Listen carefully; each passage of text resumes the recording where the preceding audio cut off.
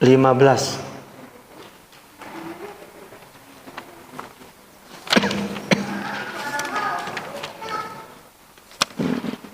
Ajaban.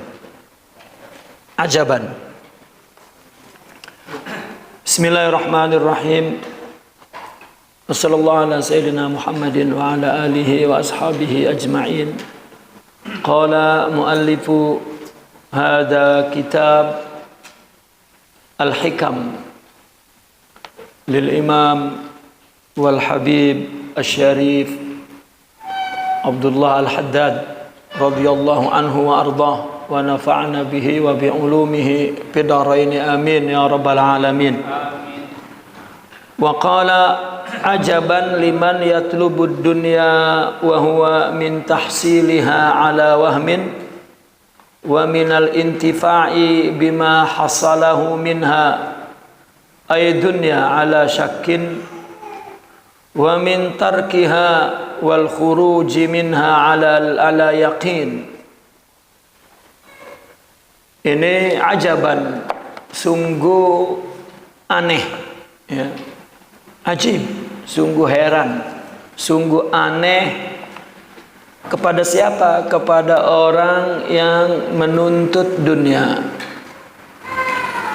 Sedangkan dunia itu diperolehnya masih berupa ilusi, tidak pasti.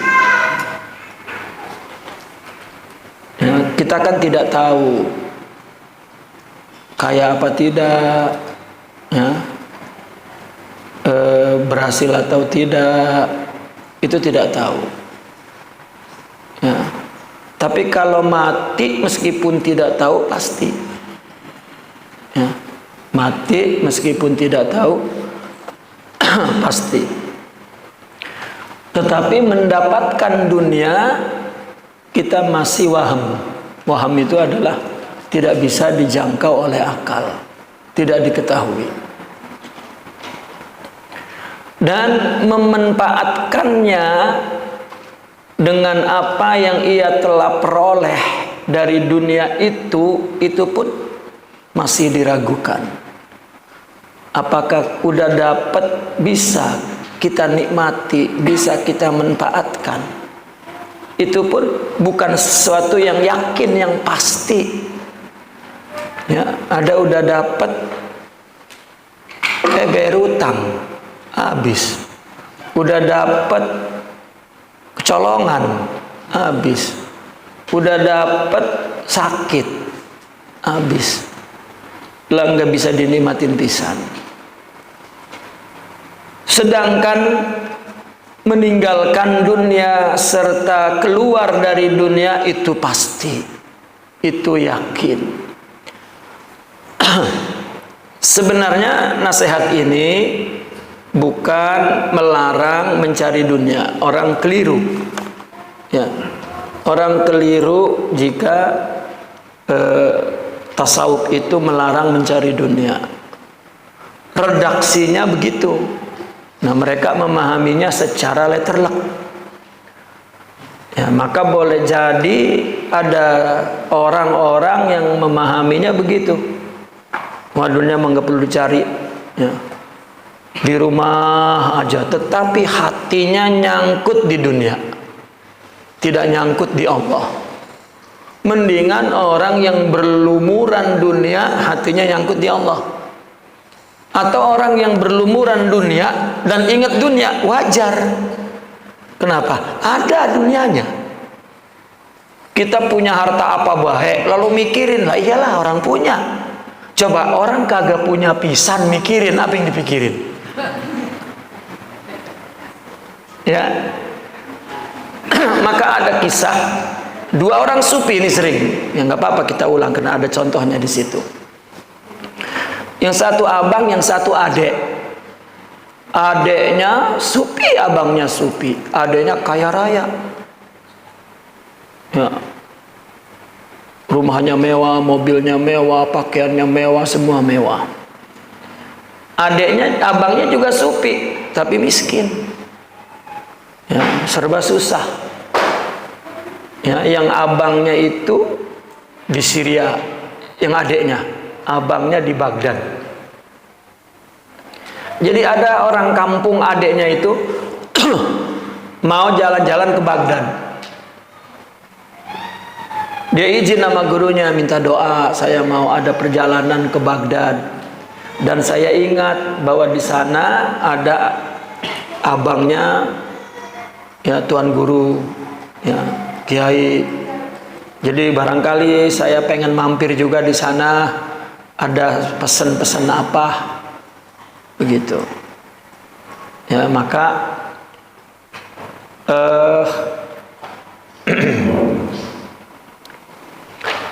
terbalik ya, salah terbalik. Orang yang di Baghdad mau ke Syria maksudnya.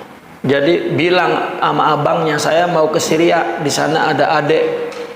Ya, Tuan Syekh, barangkali ada salam. Oh ya, kebenaran. Salam sama adik saya itu jangan ngurusin dunia baik, tinggal itu dunia. Oh ya, makasih. Udah. Pergilah orang itu. Setelah hajat dia selesai, maka dia ngadep ke Tuan Syekh yang adik daripada abang ya di Baghdad itu. Disampaikan salamnya bla bla bla bla bla bla. Udah selesai, dia ngomong hajat lain, lalu dia pamit pulang. Tuan Syekh, saya mau pulang, barangkali Tuan Syekh ada pesan. Ya. Oh iya iya iya. Salam ke abang saya, tinggalin dunia itu di hatinya. Jangan mikirin baik, udah kagak punya gitu. Akhirnya disampaikan. Setelah disampaikan, nangislah abangnya itu. Ya, ini kisah saya sering mendengar diulang-ulang daripada ya, guru kami dulu. Artinya dunia itu segala sesuatu yang membuat hati kita tidak bisa bergantung ingat kepada Allah, itu dunia namanya. Orang sufi bukan memandang dunia itu harta, tahta, Toyota, wanita, senjata, ya, dan berjuta-juta, bukan. Mungkin dunia pun kalau bikin dia ibadah pun kalau bikin dia berpaling dari Allah, ya, lebih ngurusin itu, lebih mikirin itu dunia. Dunia adalah ma yusghiluhu anillah, ma yusghilul qalba anillah. Apapun yang menyibukkan hati dari Allah, itu namanya dunia. Apapun yang memalingkan hati dari Allah. Gurunya Imam Al-Ghazali seumur hidup setelah dia menjadi seorang aulia, ya, sampai wafatnya dari pagi sampai sore itu sibuknya di toko bikin baju, itu aja sibuknya, ya. Imam Al-Ghazali 24 jam sebagai kiai pondok lah kalau sekarang. Lah kiai pondok kan kita tahu dia mimpin sholat jamaah 5 waktu, pagi-pagi dia ngajak zikir, malamnya tahajud, setiap waktu-waktu kosong dia baca kitab, waktu kosong dia mutolaah, dia tetapi tidak bisa ya untuk mengingat Allah. Sementara gurunya yang dari pagi sampai sore bikin baju, hatinya bersama Allah. Ya, saya mula-mula duduk di majelis tarbiyah itu selalu mendengar kata-kata itu. Tuh kalau kata kita di pasar induk orang jam 2 udah nongkrong bebelokan di sono, mungkin hatinya bersama Allah. Ya, jangan-jangan kita yang di dalam majelis ini hatinya kemana baik. Ya, rasanya mah iya pisan kita itu, nah itu yang mau dibuang dari tasawuf. Ya, karena orang di dalam tasawuf memandang bahwasanya anugerah yang paling agung kan ibadah. Anugerah yang paling hebat itu taat. Itu kan Allah memberi hidayah kepada kita. Ngapa kita bikin lupa dari Allah? lebih merasa bahwa dia saya ini alim, saya ini ahli ibadah, saya ini ya, pengajar ngaji, saya ini pendakwah, ya, dai, ya, lupa bahwa itu anugerah dari Allah. Nah, maka sesuatu yang bersifat dunia itu yang dituntut, ya, bukan Allah, gitu. Itu yang dituntut, bukan Allah. Kalau juga iya dunia, oke, dunia. Bagaimana kalau itu betul dunia? Orang sufi berdasarkan hadis Nabi pernah menjelaskan bahwa dunia itu, ya, di sisi Allah itu seperti bangkai kambing. Kan ada ilustrasi begitu kan? Orang kaya punya harta banyak, punya bangkai kambing. Kata Nabi, tuh bangkai kambing, bagaimana di mata si pemiliknya? Ya, nggak diperlukan, nggak sia-sia. Begitu juga dunia di sisi Allah dibanding yang Allah miliki di surga atau kekayaan Allah. Itu hakikatnya. Kenapa? Karena dunia diumpamakan seperti nenek-nenek, ya, nenek-nenek udah keriput, giginya juga udah nggak ada, ya, itu dipakein make up. Ya, saya ngeliat tuh di YouTube tuh ada, cakep banget, begitu dicopotin semua make upnya, astagfirullahaladzim, ya, hidungnya ambles, bibirnya jeding sama doer-doernya, pipinya peot, tapi bisa diset. Itu dunia begitu, emang dihiasi oleh Allah, padahal dalamnya. Nah, itu kita cari, ngaji untuk itu, ngajar untuk itu, jadi kiai untuk itu, udah memang ya, jadi lurah mah emang nyari gituan pisan. Jadi bupati mah emang itu, jadi gubernur emang itu, jadi presiden ke emang itu, Pak. Maka jangan berantem presiden yang Islam yang kagak ada. Ya, tidak lillah, agama itu lillah. Ya, kecuali lebih baik daripada yang mana itu lain namanya. Ya, kan itu mau usul fikih pertimbangannya. Gitu. Tetapi itu, ya, bukan sesuatu yang bersifat dunia. Bukan sesuatu yang bersifat dunia. Nah, kalau nyarinya dunia, jadi apa dia? Ya, sedangkan dunia itu belum tentu dapat. Kalau udah dapat juga tidak bisa dinikmati. Belum tentu begitu. Tetapi kalau kita meninggalkan dunia ini dan, ya, keluar dari dunia itu pasti artinya mati, itu pasti. Nah, dari sini dipahami bahwa kenapa kita tidak cari untuk mati. Nuntut ilmu untuk akhirat, ngaji untuk akhirat, dagang untuk akhirat, jadi presiden untuk akhirat, jadi kiai untuk akhirat. Nah, karena orang sufi itu disebut kiai atau ulama akhirat, bukan ulama dunia. Ya, begini, gimana orang sufi itu dinamakan ulama akhirat? Jika orang punya akhlak, ya, itu namanya dia punya hakikat amal. Nah, ketika ibadahnya tidak rusak karena dipelihara oleh Allah. Bentuk pemeliharaan Allah itu akhlak. Tetapi orang jika tidak punya akhlak, udah ibadahnya untuk selain Allah, nanti dirusak oleh akhlak buruk. Ya, bohong ngapus kebaikan, takabur ngapus kebaikan, hasud ngapus kebaikan. Kebaikan amal kita, pahala kita udah banyak banget tuh, itu banyak dihapus oleh kita sendiri dengan akhlak buruk.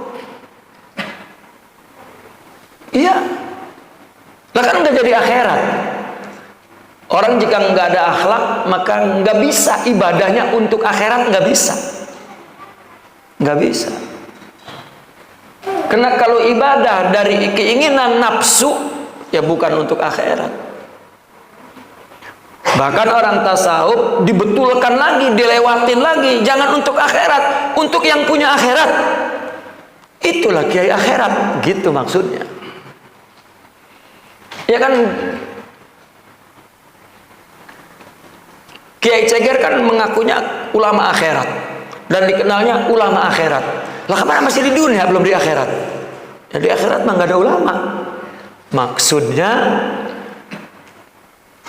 ibadah yang dilakukan untuk Allah. Ya. Kalau saya memahami bahasa ulama Ceger dulu itu i'tiqad, maksudnya begitu. Ya. Saya berbuat apapun i'tiqad yang betul, artinya i'tiqad itu untuk Allah. Dan sebetulnya itu bukan pikiran, bukan ucapan. Adalah orang yang punya akhlak di dalam jiwanya yang sempurna, baru bisa. Kalau enggak, nggak bisa, Pak. Ya, nggak bisa. Ya, maka mati itu pasti. Kenapa kita tidak untuk mati? Ya. Karena bagian kita di akhirat itu kesempatannya adalah di dunia. Ya, kesempatannya di dunia. Makanya di Al-Quran ada walatan sanasibaka minad dunia. Karena ibadah itu kan bukan sesuatu yang dunia katakan. Itu pasti akhirat. Jangan lupa, dari bagianmu dunia pun banyak bikin akhirat. Itu maksudnya. Kamu jadi bupati itu bagian di dunia yang bisa sampai akhirat. Jangan dipertentangkan antara jangan akhirat mulu, lah dunia. Bukan begitu maksud Al-Quran.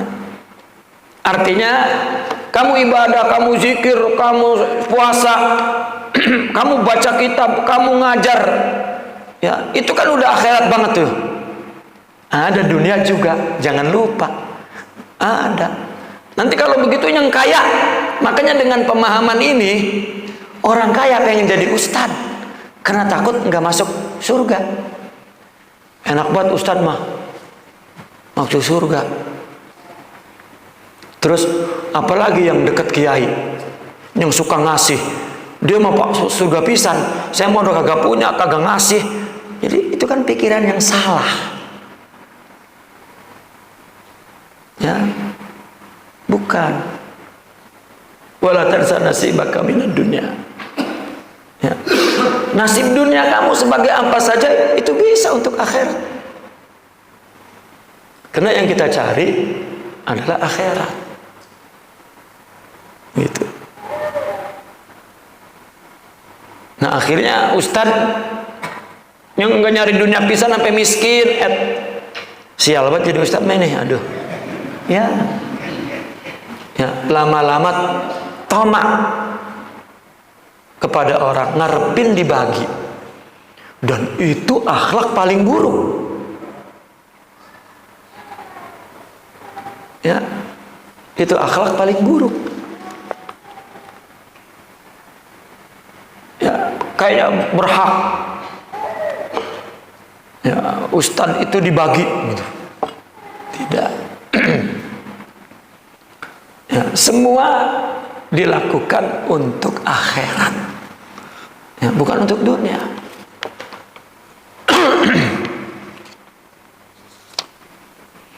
Makanya ajaban liman yatlubid dunia, aneh yang dicari dunia.